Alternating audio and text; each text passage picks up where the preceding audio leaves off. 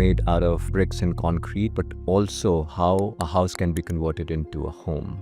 And I believe doing architectural work just gives me that peace and that feeling when you're handing over the keys to the client and they're looking at the finished house for the first time. I think that is the feeling which I'm working for. New York is timeless, and Shanghai is moving, and Dubai is the future. Dubai is the future. On today's episode of Investment Compass, we have a dynamic duo redefining our living spaces by striking a fine balance between luxury, wellness, and sustainability. Avasa Living is a full-service design and development studio dedicated to creating luxury homes, large-scale B2B projects, and turnkey developments.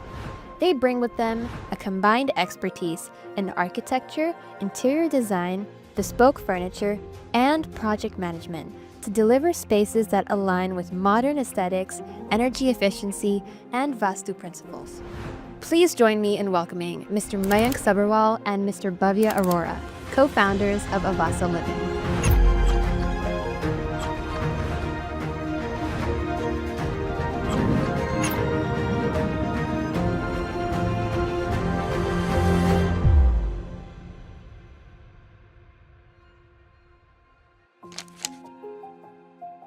Thank you both for being here. Thank you so much for having us.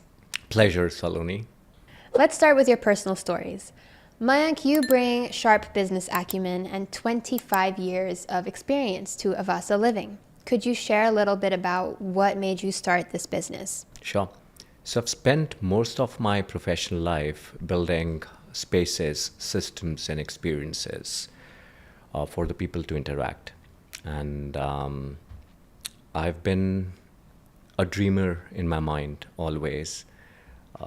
Started very young, went to a design school in India called NIFT, Hoskas.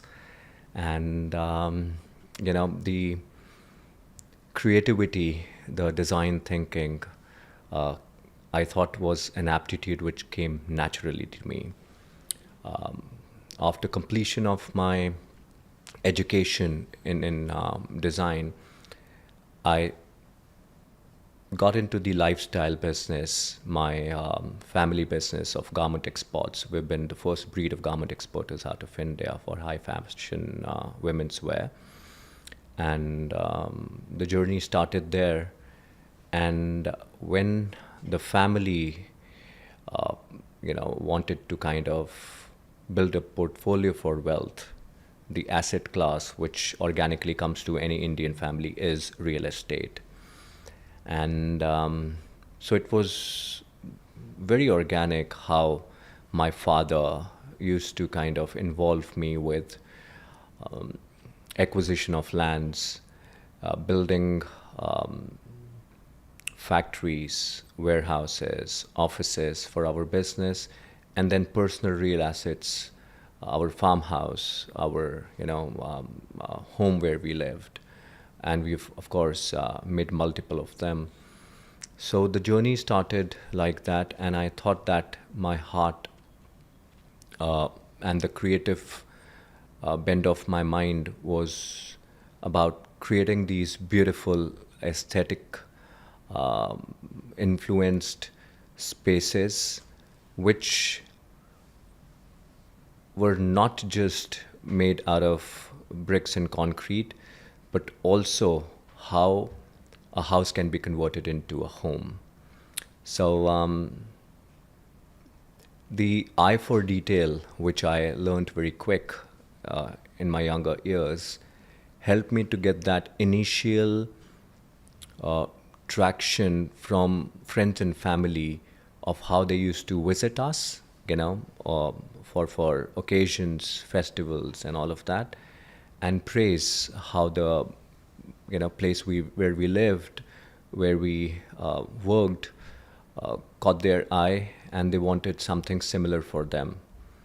So the transition of building our own spaces and then formalizing a business model, a company, and start doing work for people outside my family happened from there.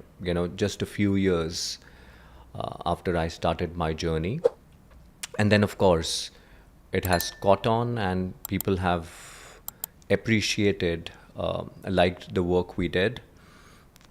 References came in, and the work grew, and that's what then formally got under the name of Avasa Living. So Avasa in Sanskrit actually means home. It was not just a random thought about the name, but it was very deeply thought of. So Avasa started, we understood what were the aspirations of a family who are now wanting to kind of build their own space, either for living or working. Those aspirations then we thought would be nice to put on a vision board for them. Once they like our vision board, have their own inputs given it to them, the the structure is formed around it, and of course then the design, development, execution happens. So I think that, coming back to your question, I think it's very seamlessly, very unthoughtfully, the growth, that we have achieved so far, the name that we have built for ourselves, has not really been very extremely meticulously planned. But I think it's the passion which I would say has driven it all. And whatever we have achieved so far, we've delivered over 5 million square feet of spaces, and these are not skyscrapers. We are doing, a lot of amalgamation of wellness, aesthetics, good quality, small space plannings, optimization of whatever area that you're wanting to build. It has happened, with the passion wrapped around everything. So the journey of Avasa, I would say, and the differentiator factor which has gotten created over the period of time has been very organic, and I think it is heart driven more than anything else. We also believe that there is somebody's hard earned money and investment going into a project. So financial feasibility of the project is something which we also keep in mind while doing the spaces. But keeping those budgets in mind and how we can do the designing around it is something that also is a unique selling proposition of Avasa. I think I've, said it all. So, yeah. That was really beautiful. Yeah. Thank you for sharing. I think it's a really inspiring sort of trip that you've been on and how you've arrived at Avasa Living. You're right, it is very seamless. Bhavya, I want to know a little bit more about the artistic and creative side of interior design, which is sort of your forte as a principal architect. Could you tell us more about your journey into this space? So I come from a very humble background, and my father is a realtor back in India. So I've been born and brought up in that culture only. I've been seeing real estate, going with my father for site visits at a very early age of maybe, let's say, 8 or 10 years old. Even when I did not understand that, I believe it was just being carved out in my mind. I did not have a clarity that I want to move into this direction. I think I did not have the clarity since I was in 11th or 12th standard. But then some or the other way it just panned out in that direction. I pursued architecture. I really enjoyed the course. So what I believe, architecture is like an amalgamation of civil engineer work and a planning and a interior work. So an architect gets to go on the whole journey with a lot of other people. So all we have to do is put our thought on paper and then translate it on site. Feels simple, looks simple, but the process is very tedious. Mm-hmm. We have to focus on a lot of details when we are doing it. And I believe doing architectural work just gives me that peace and that sense of achievement when I'm doing something. I really like that. I really like the fact that I'm designing for somebody. Somebody's going to come and reside in that house or in that place. That feeling when you're handing over the keys to the client and they're looking at the finished house for the first time. I think that is the feeling which I'm working for. And that gives me immense pleasure in this whole journey. Wow, that's really amazing to hear. Okay, so you've recently expanded Avasa Living into Dubai, and this region, it's very well known for its interior and design scene. What made you shift? What made you want to expand into the UAE? Saloni, I'm glad that you asked this. We've been getting very strong feelers from this part of the world for, I would say, especially after COVID. I've been coming to Dubai and to UAE from early 2000s. But a lot of my friends, acquaintances have shifted their base permanently after COVID. And, they have always understood the company's strength, Avasa's strength, and me as an individual, what I bring on the table for my clients. And they've been very encouraging and asking me to come over and explore this place where they, the words they used was that, Mayank, there is probably 100% growth achievement which can happen. What you have created back home could be 100x over here. So, you kind of always hear and, and reflect back. So I took multiple trips after COVID, especially in the last couple of years. And I understood, interacted with a lot of people, I would say about 300 people who come from the real estate, development, even D2C clients, and through, social networking, professional networking. And I realized that even though there was a lot of competition here and a lot of companies were into similar spaces, but mostly they were doing just a piece of it. I saw that there was a big gap in the market for a company which could do complete turnkey solutions designed to deliver with vertically integration, having their own strong back-end and front-end execution. I also felt that, the customers were feeling a lot of delays in having their projects completed, quality issues, corners being cut, and truly most of the companies did not understand the sustainable, eco-friendly, green living. And the aesthetics, the creativity was something which I thought was not up there. And it gave us very clear indications and a way to think about entering the market. And we created our strategy of go-to-market, keeping these pain points and the gaps and the white space that we thought would be good for us to play. Very, like I said, I envision, I dream. I also do my due diligence about a market before we enter it, because we're not here for a short run. When we have entered this market, it's with a clear vision of getting to the top 5 in the space that we are in the next 3 years. It could sound like a moonshot to someone, but I think that if you have the expertise, you have the passion, and you have the courage and the will to do something, it is all achievable. And of course, God has been kind. I've been meeting the right people. RG Group is, somebody we met at an event, Mr. Dinesh, and I think we get going from the word go with each other's thought process.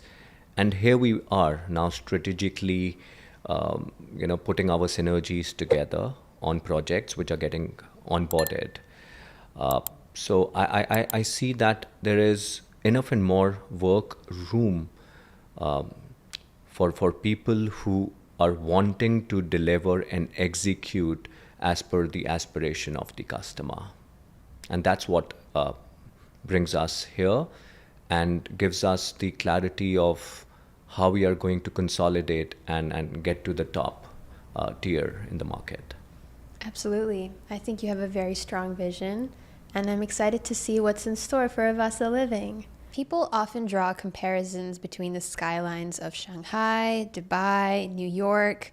Bhavya, how would you describe the approach to urban landscape in these cities? I personally believe that all the three countries, all the three places have their own element to it. A lot of time people just look at tall buildings, skyscrapers and think it's all one of the same. But I think it's very well planned. All the three places have their own language, have their own way of interacting with people. Let's take New York for example. When we look at New York for their night energy out there, it's very timeless. You look at New York and you feel, wow, where am I? And when you look at Dubai in the same way, that nightlife is very futuristic. When you look at the nightlife, you will not feel that you are in a present space. You always feel that you are 5 years, 6 years ahead of time. So all the three places have their own language, own culture and own movement, and that reflects in how they stand with the landscaping. So I can just sum it up by saying that New York is timeless and Shanghai is moving and Dubai is the future. Dubai is the future. It's attracting a lot of global investment, and a lot of populations, very affluent populations, are moving here. But how would you say, in terms of the innovation and interior design and infrastructure, how would you say that client expectations have evolved? So, Saloni, I think that Dubai now is a good mix of family, uh, independent professionals, and students, who are beginning their careers. And there is a ask of better places to live in. There is an ask for community living, cultural living, amenities which reflect not just the uh, aesthetic part of it, but also the wellness part of it. And at Avasa, we understand where our audiences is coming from, what this part of the world is now trending through in terms of their thought processes, and how we can deliver their expectations, their aspirations, put in a good blend of culture, well-being, entertainment for the complete family, for all set of audiences that we cater to. And I feel this is a dream of every passionate designer to be able to give and to create, for such a large variety of audiences. And, it makes our job very exciting. Yeah. Okay. So, Bhavya, Mayank mentioned that client expectations and demographics are shifting in the region. What would you say are some of the changes you've seen in the interior design landscape? So as Mayank rightly mentioned, we are in a place which is quite globalized. We have people from all the countries out here. It's quite developed, and the way we are designing things has quite taken a curve. It's like a hockey stick curve. Earlier we were designing something else, and in the past 4-5 years, everything has changed. Nothing is similar to what we were doing 5 years ago.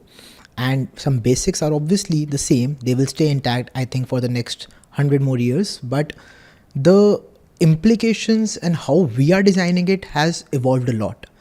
And especially, I would say that has evolved a lot after COVID time.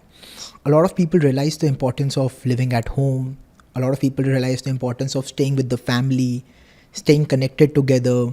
So that has given a lot of scope to interior design.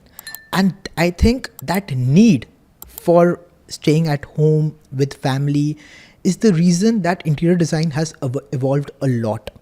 And when I work back in India and when I work in UAE right now, I see a huge difference in both the audiences and the needs that the people have. Like, for example, when I'm in India, people say, "How can you reduce the price? How can you give us some discount in the whole project of yours?" But when I'm working in UAE, people are very much clear that they want to set their own image, their own impression, or their own identity to a project, whether it's a G plus 4, whether it's G plus 6, whether it's even a villa. Does not matter. People always ask this question: how can you portray me in this project? How can you make it personalized for me? Because the reason I think that is happening, because there are so many people out there from all over the world, people are feeling that they are losing their own personal touch to things. So that is something which they want to go back to. And one way of doing that is by how they are planning their house, how they are designing their house, how they are planning to live in that house.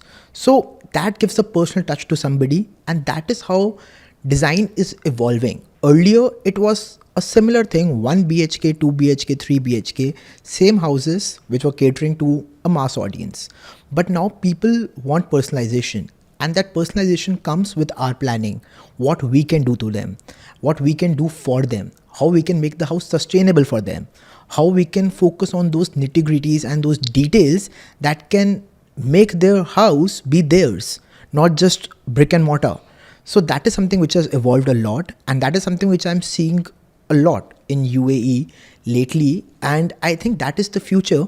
And obviously a good amalgamation of technology with interior designing, I think that's the next step forward. I believe Dubai has already taken that step.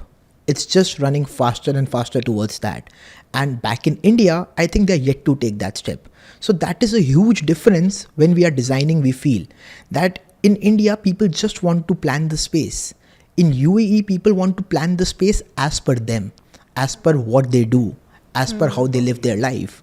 Like, if I'm designing a same budget house, let's say I'm designing a 5 million house out here, if it's for a businessman, he will have a different approach, a quite different approach.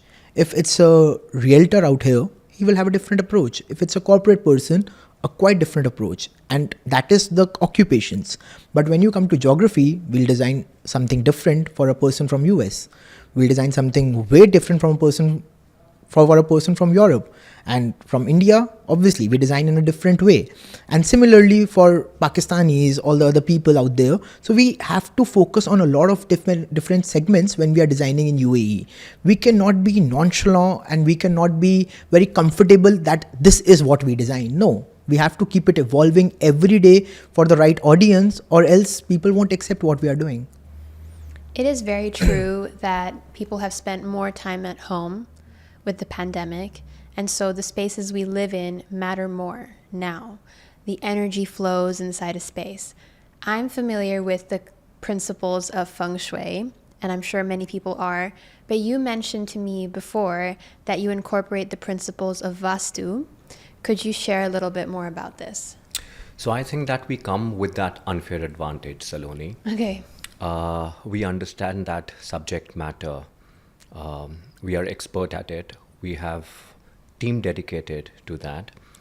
So, wellness is not just only about exercising.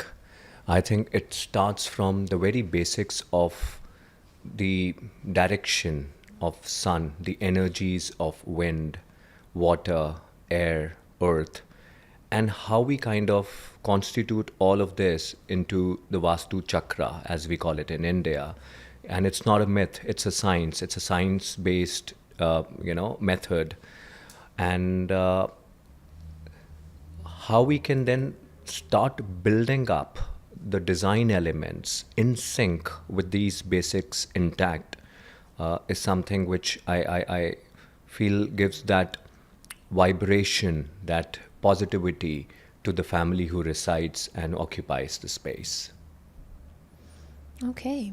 Bhavya, when you walk into a space for the first time, what are some of the things that stick out to you immediately?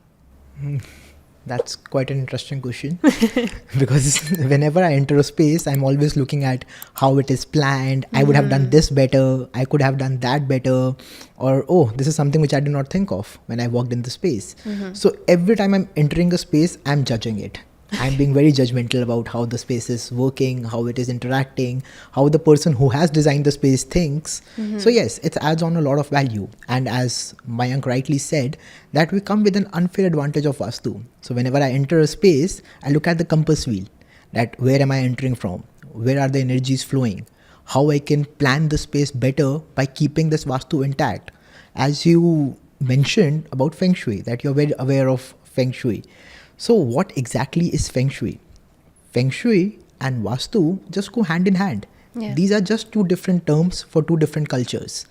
And that's absolutely fine. We cannot say one is right, one is wrong, because when you look at it from a broader perspective, both of them are aligned together. When you look at Feng Shui, they say open the east. Why do they say that? To have the heat, to have the calmness come in. Same thing, Vastu says open east. So they can have different reasoning for the same, but they have their final approach similar. Similarly, when we enter from a house, let's say we are entering from the northeast direction, which is considered the best as per Vastu. Feng Shui also considers that direction the best. So when you look at it from an outer perspective or from a broader lens, it's somewhat similar. And coming back to your question, like when I enter, what do I look at the place? So first thing which I generally see is the Vastu, how that place is interacting. Is that place is going to be good for the person residing there? Or if we need to do some additions, some subtractions, if we can do something better. And the most important thing, I'm thankful to the degree of architecture that I was able to learn about anthropometry too, which helps me design. What is this concept? So anthropometry is like the study of human movement. So we study how humans move. Wow. What kind of space he or she requires. Like, I'll just give you a small example. If you're walking from a passage and we have both the walls out there, we cannot walk in from a 2 feet passage. It will be claustrophobic from somebody. Similarly, if we are entering a space, if we are exiting a space, what size of bed should we have? What size of wardrobe should we have? If we have a wardrobe, how far a bed should be so that a person can bend and open the drawer. So these are very small contingencies that we have to focus on, but those are very important. Sometimes we just enter a space and feel something is not right about the space. That feeling is what makes sure that the anthropometry is wrong in the house. You'll not be able to feel it, but you will feel that something is wrong. That's something you cannot point a finger at. Wow. So that is what we have to focus on, which a normal layman might not be able to see, but they will experience it. They might not see it in the process, but once they start living, they'll start feeling the issues which come when you are not planning as per proper anthropometry standards. All right. So for our listeners who want to improve their homes or their offices, what are some small practical changes you can offer them to improve their spaces and the energy flows? All right. So when you are entering a space, you always want to feel welcomed in that space. So never occupy your entrance space. Keep it open. Keep it flowy. Don't put any big furniture out there. Don't put any big huge paintings or something of that sort out there. Keep it open. Keep it flowy. And as I'm seeing in UAE, the room sizes are comparatively smaller out here. So for your small room sizes, do one thing, and I think it will help anybody a lot. Don't take furnitures sticking to the ground. Take it something which is uplifted from the ground. Maybe it has 4 legs and you can see the space below the bed. When you see that, it gives you an illusion of a bigger space, number 1. Number 2, it makes your movement even more special. You won't see that, but when you are over and over visiting that space, you'll realize it. Point number 2, always focus on using light colors. Don't go for like dark colors, black and all. You can use black as like a highlight element. Like for example, if you have 100% colors in the room, let's say 5% is black, but rest of it should be neutral colors so that the space can feel welcoming to you. I would never recommend, or I would say I'm completely anti of doing that, but never ever have a mirror right opposite your bed, because you don't want to wake up and look in the mirror. It does not give out the right energies. Never ever block light entering into your house, because when natural light enters your house, it gives you a sense of relief.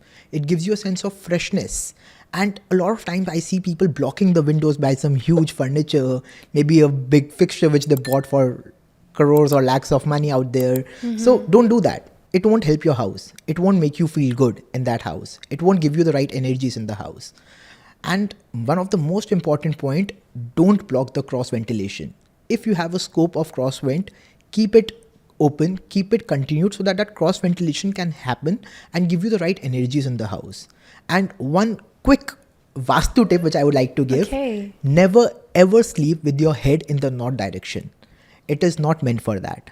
Always sleep in the south direction. That is the best. Keep your head in the south direction, or east or west can also work, but never ever sleep in the north direction. And if you have that in your house, please change that. That's amazing advice. I think all of us are going to go home and look at the compass. For sure. Thank you so much for sharing. That was really, really great advice. So sustainability and climate care are very much talked about in the public sphere. These are very important issues that are affecting every industry. At Avasa Living, how do you strike a balance? How do you find a balance between sustainability and aesthetics and style? I'm glad that you brought that up. I think that in today's time, to make your homes green and energy efficient is a very important thing. Sustainability is not just a decorative word, but it also kind of, makes us understand the smaller aspects more deeper, and how we can put little changes to the structure of the house to make it sustainable, eco-friendly, with negative or zero carbon footprint. And of course, using the natural elements like water, light, wind, and bringing in the positives of what we already get from the nature to be able to reduce the emissions and make the house more sustainable. I would like Bhavya to actually give you a couple of use cases of how we have incorporated this in a few projects of ours, and it will give you the clarity of how we do this. Okay. So again, I think we'll be repeating ourselves, but again, Vastu comes into play when we are looking at sustainable living or healthy places to live. So like, just give you one add-on out there. If you're opening the windows in the south direction, you have a lot of sun coming in, and it's not a healthy sun. It has harsh UV rays. It is entering the house and it is giving you a greenhouse effect inside the house. If you place windows in south direction and put a lot of ACs, air conditioning out there, and if you open your north or east direction and then put on ACs, you'll see the difference of at least 30% of your electricity bill just by doing this small change while planning the house. So sustainability is a word which has been in the market for a very long time, and it is thrown away like anything. Yeah. People just say we are making sustainable house, luxurious house, but basics are missing. You cannot make a sustainable house if you are spending more than 30% of your electricity on just running ACs. You can't just do that. And secondly, a lot of people are making the spaces look lavish by giving skylights. So I'll just talk about one of my project out there. So we gave a beautiful skylight, but we planned the skylight. Number one, we placed it in the northeast direction of the house, which was very important for us. And another thing was, we did not put a flat skylight. We put up a prism design skylight out there. So what it does is, it moves the sun in a particular direction that it does not enter the harsh sun inside the house, but the soft sun right in the morning or late evening. So by doing that, we were able to save the house from having a greenhouse effect inside it. So that's one thing. But another thing is, when you're planning a skylight, you have to plan some air gaps also, so that the hot sun which is entering, the hot air inside the house, can go out.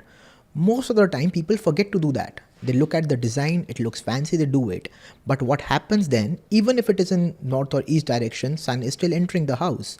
So it gives a greenhouse effect inside the house, and when you enter the house, you feel a hot wave of air.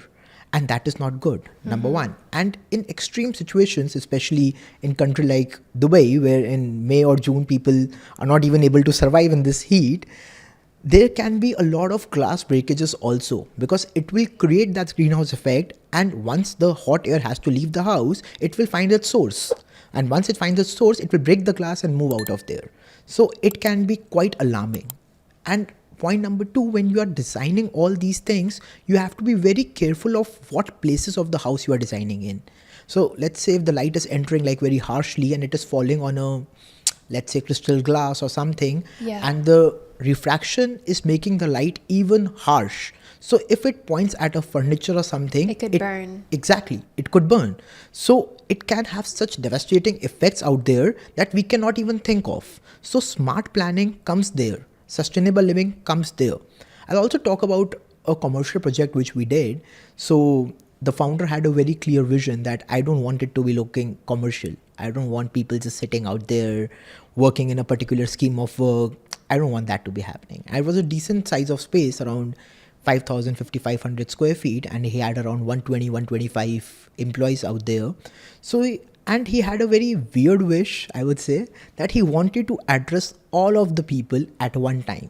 He didn't want to move to different places. He wanted to address all of them, and he wanted them to be sitting at their own spaces while he's addressing them. So we were running our designs, sketches, hogging our mind. We were not able to figure something out. But then we realized that we have 4 major columns right in the center of the office. And we also had the flooring already done, which was a bit tapered flooring design for the tiles. So we got an idea from there. Let's not make it commercial and let's make it a bit different. So what we did was we created 2 Ys following the columns. Y designs where one segment can sit around 20 people and the other side can sit 20 people. So with the Y being formed, we have a triangle being formed at the end of the Y, if you can imagine that. And obviously you will see a few photos of that too. But at the end of the triangle, we put the main managers out there. So they are branching out their work as per the team. So 2 main leaders are sitting at the end of the triangle. They are branching their work to the edges of the triangle, and then that is being branched to the Y. So there's a hierarchy being maintained out there. It's a system being generated, and it is not commercial at all. And all of these places are segregated by decent real plants out there, which acts like a screen.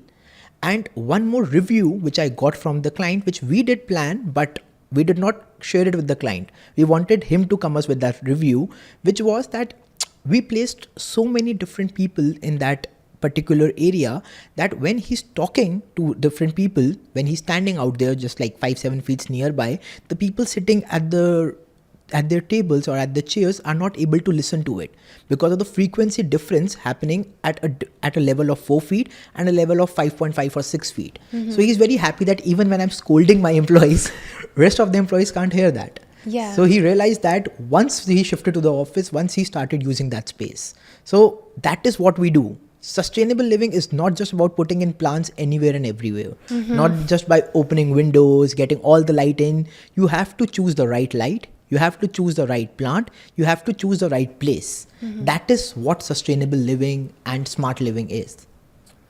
I see. So sustainability and design do go hand in hand. And based on what you've said, they've gone hand in hand for a long time.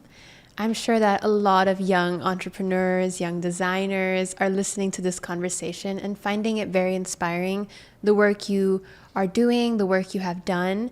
So if you were to give them any advice, or perhaps if you were to give younger versions of yourselves any advice, what would it be? Follow your heart.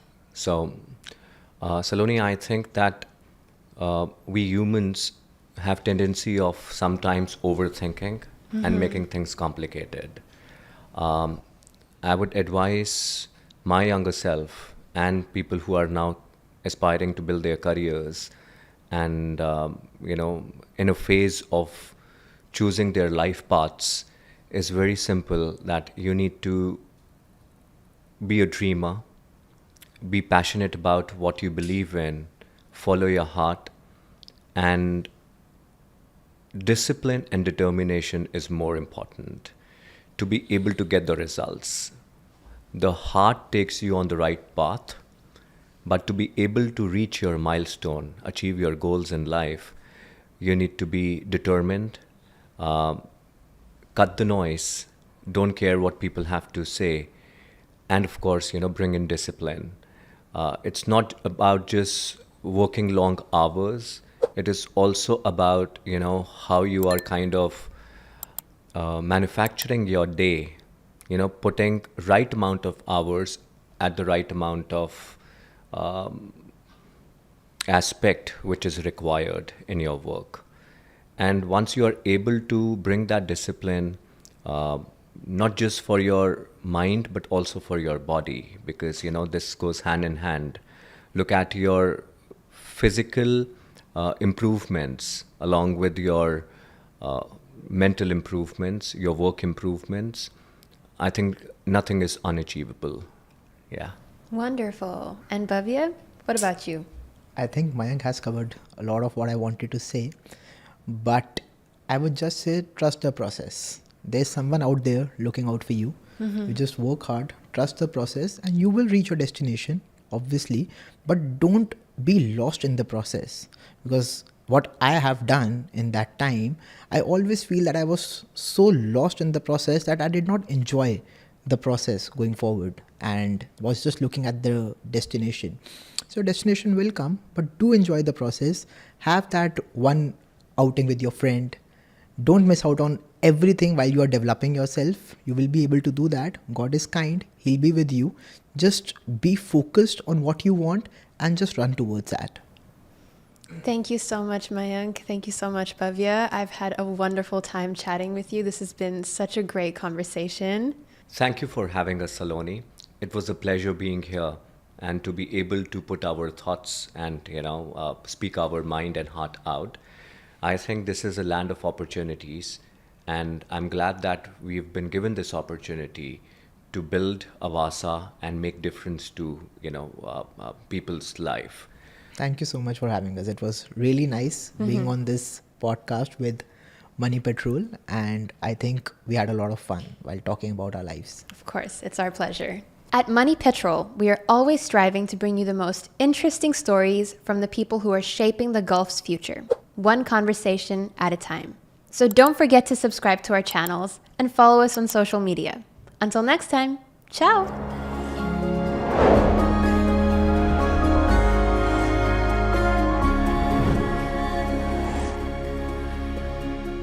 RG Group. We value your investments.